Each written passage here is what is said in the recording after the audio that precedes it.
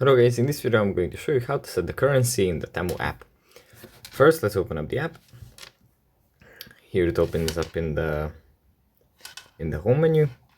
From here we're just going to the U menu, then tap on the settings in the top right corner, and then tap on currency. And here we have our regional currency available.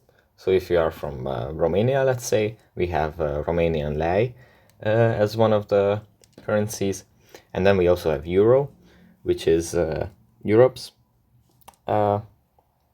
currency. So yeah, we can choose from these ones, basically the currencies that are available for us. And yeah, that's pretty much it. You just go into settings, then tap on currency and select from the available ones. So yeah, that's pretty much it for this video. I hope it was helpful for you guys, and I'll see you in the next one. Bye.